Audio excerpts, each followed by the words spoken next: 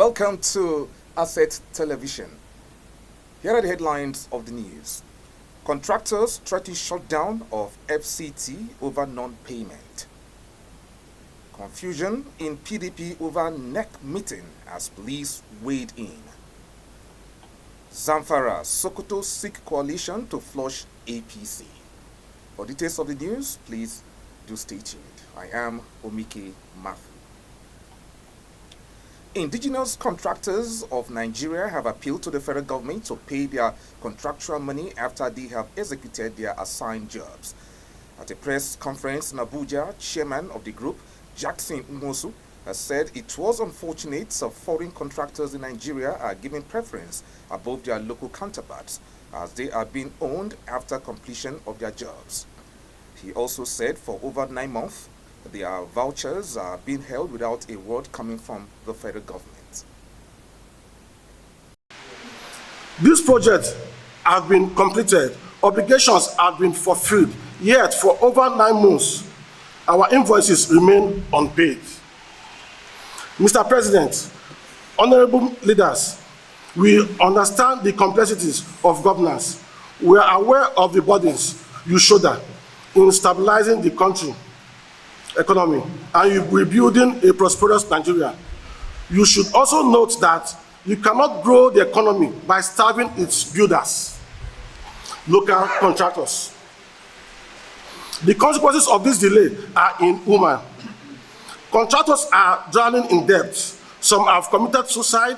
Some have had their assets seized. Families are suffering. Employees remain unpaid. Nwosu further said, though the times are hard, but government should also know that a delay in the payment has some consequences on the contractors who are already being chased by the banks. We ask not only for payment, but for the restoration of our credibility before financial institutions, before our families, and before our communities who look unto us as example of diligence and patriotism. Therefore, our demands are for the government to immediately instruct Accountant General of the Federation, Federal Minister of Finance, Central Bank of Nigeria to initiate payment process to contractors within the next 14 days from 30th of June, starting from this day, 30th of June. Failure to carry out these aforementioned demands, we will be left with no option than to mobilize over 5,000 of our members nationwide.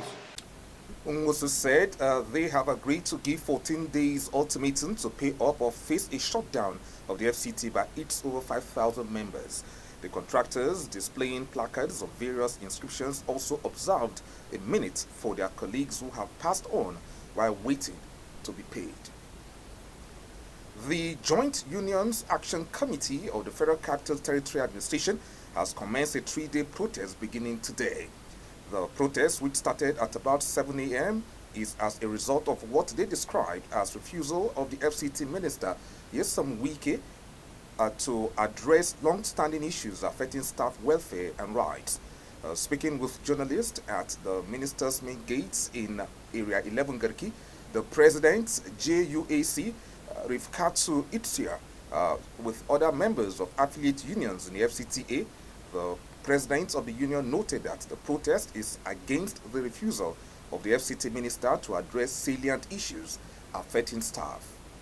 We're protesting against poor condition of work. We're protesting against lack of promotion. We're protesting against no training and retraining of staff. We're protesting against non-payment of our some of our staff for 7 months. We're protesting against irregular flow of salary in the sense that what you get today, this month, is what you get get next month. We don't understand what is happening. You get 100,000 today, tomorrow you get 80,000. We're protesting against such irregularities. We're protesting against our children, primary school pupils, being at home for months. Some of them, we have to organize for them to join the private schools to write their common entrance because September is by the corner. We're protesting against non-payment of overhead money from December till now for office running. Some of the union members also lent their voices and listed grievances to include the non-promotion of staff since 2023, unresolved salary administration problems and unpaid entitlements. The union also demanded structural changes within the administration, improved staff welfare, and an end to deductions they considered illegal. The reason for this protest is that we are frustrated. The reason for this protest is that we are hungry. The reason for this protest is that we are angry. The reason for this protest is that we have a father that is not listening to us. The reason for this protest is that we have a father that is not giving us opportunity to lay down our issues. We have a father that does not know our problem, but he thought our problem is all about infrastructure and road. So that's why you are seeing us outside like this. Some of our staff have not been paid from January till date.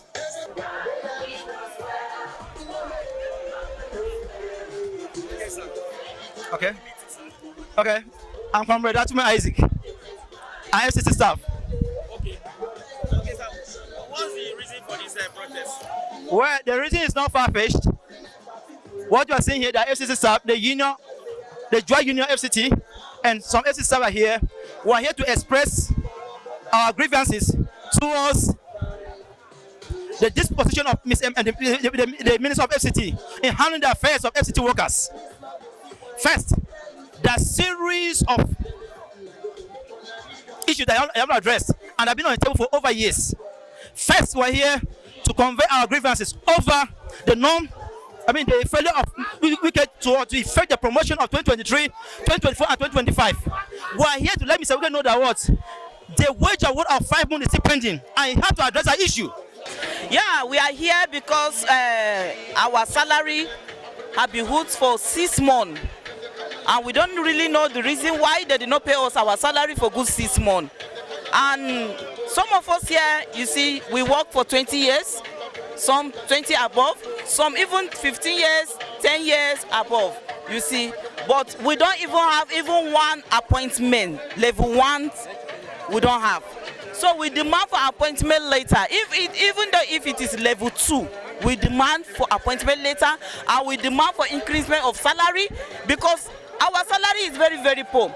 Other grievances include non-domestication of IPPIS, inaccessibility of the salary portal to salary desk officers, no overhead since December 2024, NHF deduction, non-payment of 5-month wage awards, health workers hazard allowance arrears, no training and retraining of FCTA staff, out-of-school FCTA primary school pupils, and non-payment of AEBP enforcement squad. Recall that the FCT teachers had also been on strike since April over non-implementation of 70,000 naira minimum wage, among other requests. The ruling All Progressives Congress has boasted of winning at least 5 more governors to its camp amid a wave of defections by opposition bigwigs, federal lawmakers, and endorsements for President Bola Tinubu's re-election. The move comes in the wake of Friday's resignation of the immediate past national chairman of the APC, Dr. Abdullahi Ganduje. The revelation made by the APC national vice chairman, Southeast Ijoma Orudiebo, signaled a deepening crack within the opposition bloc and raised fresh concerns over its ability to mount a formidable challenge against Tinubu's re-election bid. According to Orudiebo, the defections were not speculative, they were imminent. Following the resignation of the national chairman of the All Progressives Congress, Umar Danguje, on Friday, the North Central Zone of the party has thrown its heart into the ring for the position. Ganduji's exit on Friday has sparked interest with stakeholders in Kogi, Benue, Nasarawa, and other north central states demanding that the office be zoned to the region. Although no official announcement has been made, insiders said the former Kano State governor had come under mounting pressure from stakeholders from the north central region who have long agitated for the chairmanship seat to return to their zone. Ganduje was appointed APC chairman in August 2023 following the resignation of Senator Abdullahi Adamu, who hails from the north central zone. The APC deputy national chairman North, Bukar Daluri, assumed office as the acting national chairman and is expected to preside over the affairs of the ruling party till December. Uncertainty remains over the status of the People's Democratic Party 100th National Executive Committee meeting due to the ongoing internal crisis within the National Working Committee. The acting national chairman Umar Damagun's faction of the NWC claimed the NEC meeting had been postponed.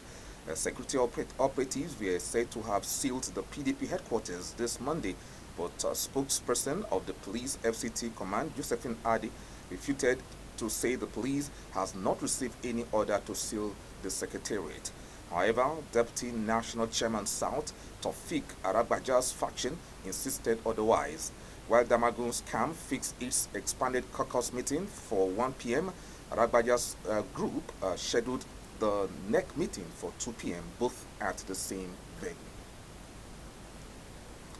The state chapters of the People's Democratic Party in Sokoto and Kebbi states have signaled their intention to join any coalition to unseat the All Progressives Congress in 2027, while the Sokoto PDP stakeholders led by former Governor Aminu Tambuwa announced that it was set to dump the party for the newly formed coalition political party, All Democratic Alliance. Its KB counterpart declared its readiness to align with any coalition or political alliance aimed at dislodging the APC at both the state and national levels.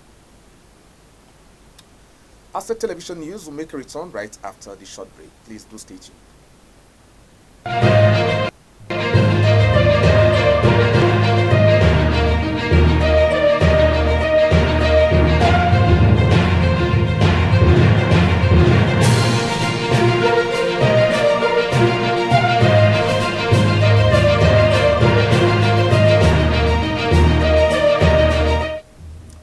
Welcome back to Asset Television News, and now the rest of the stories. Nigeria's northern states are divided over the recent call by the Northern Elders Forum for the federal government to declare a state of emergency in the region to combat rising insecurity. While states like Zamfara, Kano, and Kaduna express varying degrees of support for any initiative that could restore peace, including the NEF's call, the Benue state government flatly rejected the idea, describing it as an aberration and impossibility. The NEF, in a statement by its spokesperson, Professor Abubakar Jeka Jedure, called on the federal government to declare a state of emergency in security across the northern region. The forum lamented the attack carried out by armed terrorists on Tuesday, June 24, 2025, stating that it was not an isolated incident, but a declaration of war against the Nigerian state. The NEF lamented what it called an unrelenting campaign of terror across the north, pointing to recent attacks in Benue, Plateau, Kwara, Kaduna, Zamfara, Sokoto, Borno, and Niger states. The forum lamented that the northern region is now under siege by terrorists who operate with impunity, while accusing the government of either unable or unwilling to stop them. The National Health Insurance Authority has sanctioned 49 healthcare facilities and 47 health maintenance organizations in 2024 over violations of its operational guidelines, the agency said on Sunday. A statement signed by the authority's acting director of media and public relations, Emmanuel Onunupomuno, noted that the key issues recorded in the complaints against HCFs were unavailability of medicines, denial of services, out-of-pocket payment for covered services, and non-provision of payment narrations. For the HMOs, it said the issues were related to delays or denials of referral authorization codes, delays in settlement of agreed reconciled payments, refusal to monitor quality assurance in facilities, and more.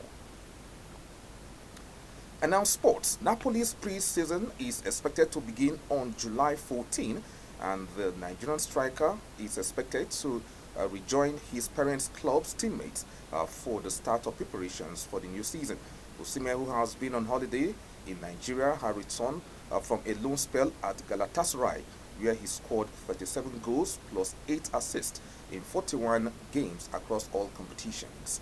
The 26-year-old helped the Turkish Giants to a domestic double, winning the Super League and the Turkish Cup. While his next destination is still unknown, Osimhen has already rejected a 40 million euro a year offer from Saudi club Al Hilal. According to Football Italia, the Saudi Pro League side have not yet given up on the player, but if they fail to reach an agreement with the striker by mid-July, Osimhen will be formally called up to start the preseason with the rest of the team.